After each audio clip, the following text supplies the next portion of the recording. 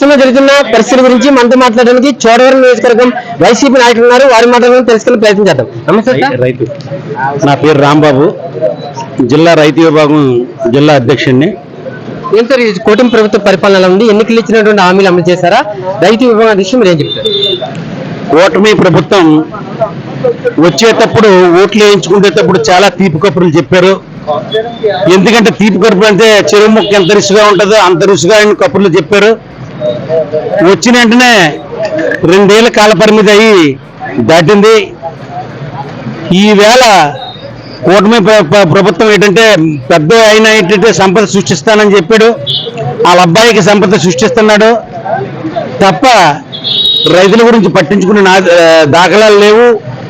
ఈవేళ కరువు వచ్చి అనేక రకాలుగా రైతులందరూ ఇబ్బంది పడుతున్నారు. రైతులకు కూడా ఎప్పుడు కూడా గవర్నమెంట్ జగన్మోహన్ రెడ్డి 5 ఏళ్ల కాలంలో కూడా ఇన్సూరెన్స్ అనేది ఆయనే చేయించేవాడు. ఈవేళ ఎకరాకి 84 రూపాయలతో ఇన్సూరెన్స్ చేయించవలసిన పరిస్థితి, దుష్ట పరిస్థితి వచ్చింది. రైతుకి యూరియా ఎంత దారుణంగా ఉందంటే యూరియా దొరకలేని పరిస్థితిలో రైతులు లైన్లు కట్టి నడి రోడ్డు మీద నిల్చొని ఆ వ్యవసాయానికి ఈవేళ గడ్లకి కూడా ఆవులకేసి గడ్లకి కూడా కనీసం దొరకలేని పరిస్థితి. ఈవేళ అది మార్కెట్లో కొంటే 500 రూపాయలు 600 రూపాయలకి బ్లాక్ అమ్ముతున్నారు. అదే గవర్నమెంట్ సప్లై అయితే 280 రూపాయలకి యూరియా సప్లై అయ్యేది. ఏ రోజు 5 ఏళ్ల పాలనలో ఎక్కడా కూడా రైతులకి ఇది కరువు అనేది తెలియకుండా ప్రతి ఒక్కరికి సస్యశ్యామలంగా కరోనా వచ్చినా 2.5 ఏళ్ళు కరోనా వచ్చినా ఎక్కడా జమక్కుంటా ఎవరిని ఇబ్బంది పడకుండా ఎవరు ఇది లేదనుకుంటా మహానుభావుడు దివంగత రాజశేఖర రెడ్డి గారు ఏ రకమైన ఈ పథకాలను ఫీజు రీయింబర్స్మెంట్ కానీ ఆరోగ్యశ్రీ కానీ నాడు నేడు స్కూళ్ళు కానీ అనేక రకమైన పథకాలన్నీ పెట్టి ఈవేళ పోలవరం ప్రాజెక్టు కానీ ఇవన్నీ చేసుకెళ్లిన ఏకైక వ్యక్తి రాజశేఖర రెడ్డి గారు. అయితే తండ్రి కంటే తనయుడిగా పేదవాడికి ఏదైతే అవసరం ఉంటుంది అవన్నీ చేకూర్చి ప్రతి నెల ఏదో పథకం అనేది వేసి ఈవేళ సచివాలయాలు కట్టి రాజ్యాంగాన్ని దగ్గరికి తీసుకొచ్చి గ్రామాలంతా తీసుకొచ్చి ఎంతో పరిశుభ్రముగా ఏ రైతు కూడా ఎంఆర్ ఆఫీస్ అంటే ఎక్కడికో తిరగకుండా అన్నీ కూడా ఆ సచివాలయంలో జరిగే కార్యక్రమాలు చేసి ఏదైనా మెడికల్గా బాగోకపోతే దానికి ఒక హాస్పిటల్ కట్టి రైతు ఏమేస్తే బాగుంటుంది ఆ భూమి మీద అని చెప్పేసి రైతు భరోసాలు కట్టించి అందులో ఒక ఆఫీసర్ని పెట్టి ఇన్ని చేస్తే అవన్నీ తుంగలో తొక్కి ఈవేళ ఈ గవర్నమెంట్ చేసే పనిని కూటమి ప్రభుత్వం ఏది కూడా సక్రమంగా ఏ పని కూడా చేయట్లేదు. ఎందుకంటే ఈ వేళకు వచ్చి 2 సంవత్సరాల కాలపరిమితి అయితే మొగుడు చనిపోయిన వాళ్ళందరికీ కూడా పెన్షన్ లేదు, ఒక ఇల్లు లేదు, ఏది లేదు. ఏవైతే మాటలు ఇగో రేపు 20వ తారీఖు నుంచి పెన్షన్స్ ఇస్తామని అంటారు, మళ్ళీ ఇంకో మాట ఏదో మాట చెప్పడమే తప్ప జరుగుతుంది కానీ తప్ప ఇల్లు పెన్షన్ తీసేస్తామని చెప్పి కూడా పెద్ద అలజడి కూడా జరిగింది. వాళ్ళే కూడా తీసుకెళ్లి అనేక రకాలుగా ఇబ్బందులు పెట్టడం కూడా జరుగుతుంది.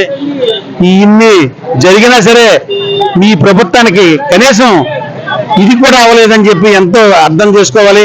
మరి 2029 ఎప్పుడు వస్తుందా అని చెప్పి అందరూ ఎదురు చూస్తున్నారు. ఈ ప్రభుత్వం మీద అయితే ఇసుక చెందుతున్నారు. మరి నారా లోకేష్ గారి పరిస్థితి అయితే విద్యాశాఖ మంత్రి, ఎందుకంటే విద్యాశాఖ మంత్రిగా ఏం చెయ్యాలనేది మరి ఆయనకి 3 శాఖలు ఉన్నాయి. అనేక రకంగా ఆ విద్యాశాఖలో కూడా మెగా డిఎస్ అని చెప్పి దగా డిఎస్ చేసి ఆ డిఎస్ లో కూడా అమ్ముకుని ప్రతి దాన్ని కూడా 15 లక్షల చొప్పున అమ్ముకుని అనేక రకాలుగా ఇబ్బంది పెట్టే ఎన్నో రోజులు ఏదో క్లాసులకు వెళ్ళి చదువుకొని తల్లిదండ్రులు ఏవో మ్యాథ్స్ ఉద్యోగం వస్తే మా కుటుంబం బాగుంటుందని చెప్పి ఎంతో కష్టపడి చదివిస్తే ఈవేళ అందరూ కూడా ఎన్ని ఇబ్బందులు పెడుతున్నారంటే ప్రతి ఒక్కరిలో కూడా ఎంతో ఈవేళ ఏ గవర్నమెంట్ వస్తే అంత బాగా సస్యశ్యామలంగా ఉంటుందని ఎంతో కోరుకుంటారు. ఆ సస్యశ్యామలం లేదు, ఎప్పుడు కూడా ఇబ్బందులు పడే పరిస్థితి కనపడుతుంది. కాబట్టి మరి ఈ ఉదలు చూస్తే షుగర్ ఫ్యాక్టరీని వచ్చిన వెంటనే ఎంపీ అనే వ్యక్తి నేను వెంటనే ఆడించేస్తాను, మీకేం ఇబ్బందులు లేవు అని చెప్పిన ఏకైక వ్యక్తి మన ఎంపీ. ఏవేళంటే ఎలక్షన్ నాడు వచ్చాడు తప్ప మధ్యలో ఎక్కడ కనపడలేదు. మరి ఇప్పుడు కూడా ఆయన ఏదో చేస్తాడు కదా అని అనుకుంటే అది ఏమాత్రం కూడా ఎక్కడా కూడా ఈ పని చేసినట్టే లేదు. మరి చూస్తే రోడ్లు ఎంత దౌర్భాగ్య పరిస్థితిలో ఉన్నాయో ఒకసారి మీరే చూడండి. ఇటు నర్సీపట్నం వెళ్ళే రోడ్డు కానీ ఇటు నుంచి ఎంకన్నపాలెం వెళ్ళే రోడ్డు కానీ అనేక రకాలుగా ఏదైతే పిఎస్ పేట వెళ్ళే రోడ్డు కానీ ప్రతి రోడ్డు కూడా నానా ఇబ్బందులు పడుతూ ఈవేళ కూటమి ప్రభుత్వం ప్రజలందరినీ చాలా ఇబ్బంది పెడుతుంది. ఎందుకంటే జగన్మోహన్ రెడ్డి వస్తే వేలకు వేల తండోపతండాలుగా జనాలు వస్తుంటే దాన్ని చూసి వాడవలేక ఏయో మాట్లాడుతున్నారు.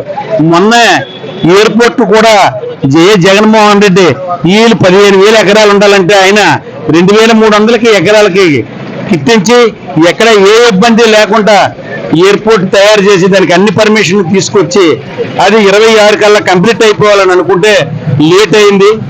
లేట్ అయ్యి అనుకున్న టైంలో కూడా వాళ్ళు కూడా చేయడం జరిగింది. చేసి ఓపెన్ చేసి మనం చూస్తున్నాం. ఇది 2 నెలల బట్టి నుంచి అనేక రకాలుగా చాలా ఇబ్బందికరమైన మాటలు మనమే వింటున్నాం. ఏదైనా మేము చేస్తామని ఎక్కడ గవర్నమెంట్ వచ్చిన తిరుపతి లాడు దగ్గర నుంచి స్టార్ట్ చేశారు. వీళ్ళు ఏదో ఒకటి తోసేయాలి, ఏదో ఒకటి చెడ్డ చేయాలని అయిపోయింది. తిరుపతి లాడు అనేది నిజాల నిరూపణ అన్నట్టు ఆ భగవంతుడు చూశాడు.